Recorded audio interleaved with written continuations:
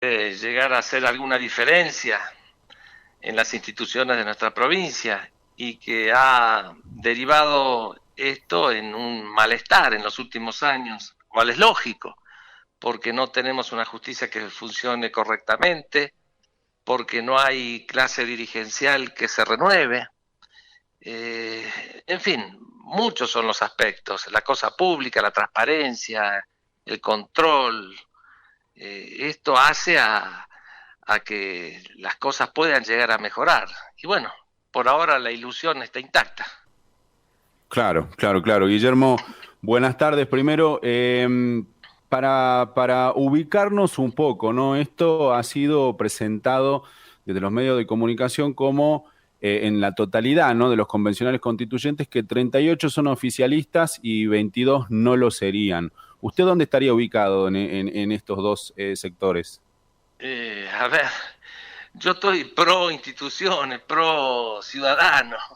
Eh, Bien. la verdad que lo de oficialista, no sé si pueda llegar a aplicar. De hecho, los que sí se podrían llegar a decir que tienen alguna relación con el gobierno de turno son 37, para ser más exactos. Bien, ok, ok, ok, bueno. Al respecto de la justicia, que usted mencionaba recién, ¿no es cierto?, que va a ser uno de los ítems a tocar en la reforma, ¿qué cree que puede llegar a modificar de cara a la sociedad, ¿no es cierto?, al acceso a la justicia, quizás como cosas más importantes, más resonantes?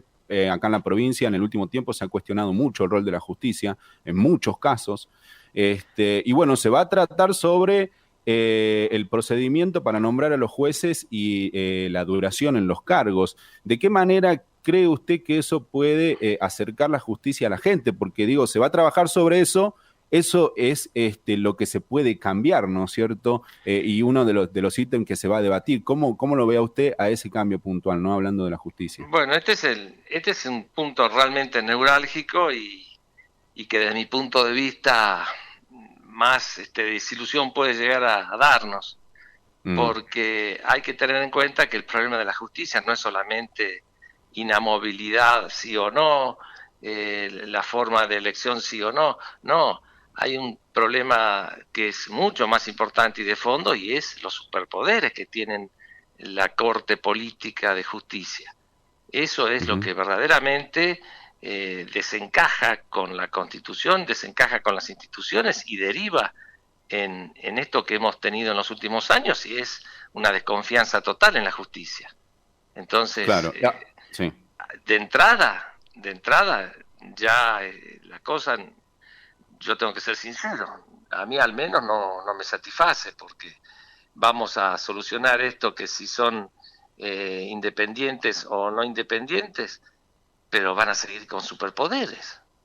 Entonces, la verdad que va a ser un retoque y que de ninguna manera soluciona el problema de la justicia. Vamos a seguir teniendo una corte con superpoderes, porque fíjense que no es solamente que son cabeza de uno de los tres poderes del Estado, sino que tienen estos superpoderes y que los ponen por encima de los otros poderes del Estado. Entonces ya hay un desajuste de entrada y que no se pueden retocar porque no están en tema de discusión de esta reforma estos Claro, superpoderes. Y lo voy a repetir para que los oyentes puedan saber a qué me estoy refiriendo.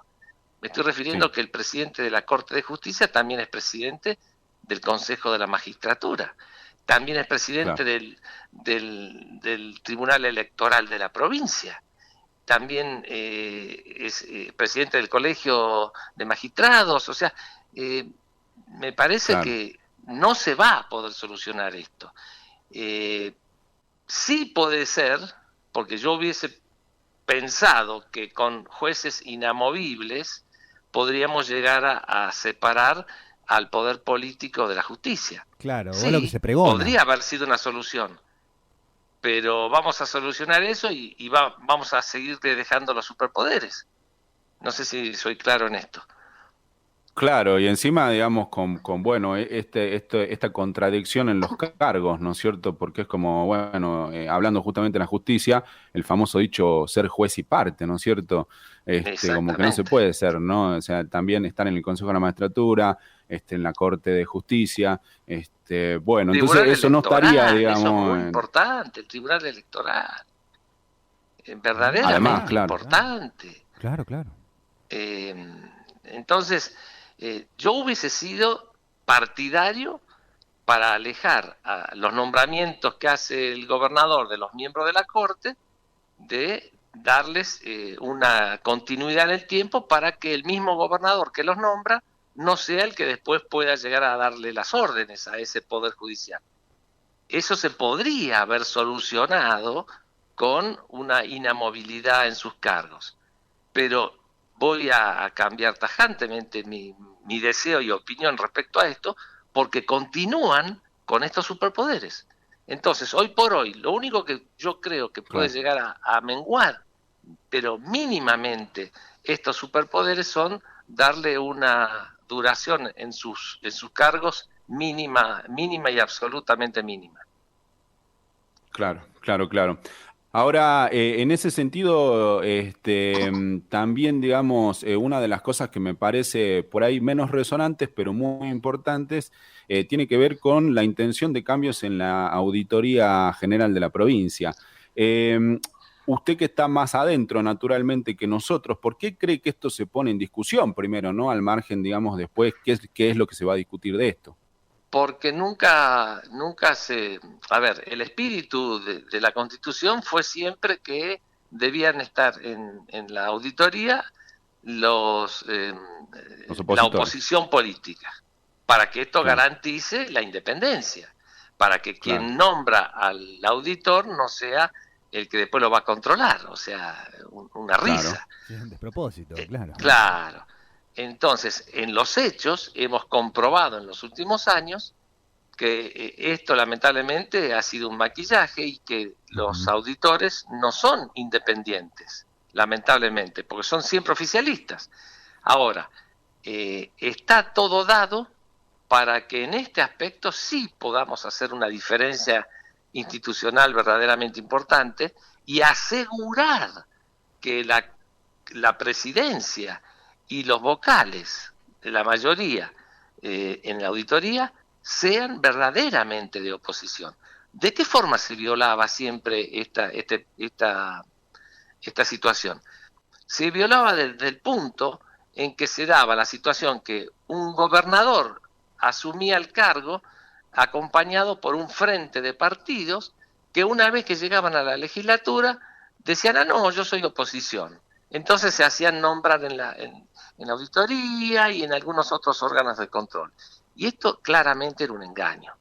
Hemos visto allí los familiares de importantes legisladores siempre, familiares directos, amigos, o sea, esto no puede seguir siendo así.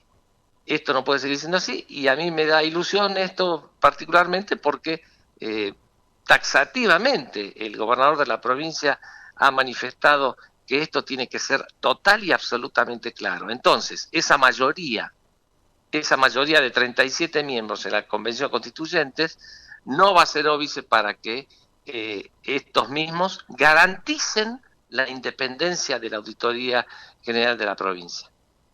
Claro, claro, claro. Después lo que se va a tratar también son las reelecciones, las duraciones de los mandatos electivos de todas las categorías, ¿no? Gobernador, intendentes, diputados, senadores. ¿Qué opinión tiene de esto? ¿Qué postura tiene de los mandatos, reelecciones, limitaciones de Sí, mandatos, ¿no? Bueno, los diputados, senadores no tienen limitaciones de reelección, concejales tampoco, intendentes tampoco. sí, Sí, sí. gobernador, se va a Lo cual modificar. los ¿Qué torna opina de todo eso? prácticamente vitalicios. Sí. Bueno, a ver, una cosa es lo que sería el ideal republicano, ¿sí? Y es Ujú. ponerle un límite medianamente aceptable. Pero yo entiendo que con todo el daño que se ocasionó a la institucionalidad en la provincia en las últimas décadas, y que ha provocado que familias gobiernen por años y después de una familia pasa a la otra como si fuera que se trata de monarquías, o clases, bueno, clases superiores, que se sientan superiores al resto de los ciudadanos. La forma de arrancar correctamente sería con una discriminación positiva, como se suele decir. Yo recuerdo cuando se ha legislado en los últimos años para cuestiones de género, etcétera, muchas de esas normas inclusive podrían haber sido tildadas de inconstitucionales. Bueno, a mí me parece que de arranque, prohibir toda reelección de cargos ejecutivos y legislativos sería una bocanada de aire fresco para toda la institucionalidad salteña. Después de pasado un mínimo mandato de 4 años, allí me parece que no haría ningún problema en que, por ejemplo, legisladores puedan ser reelectos.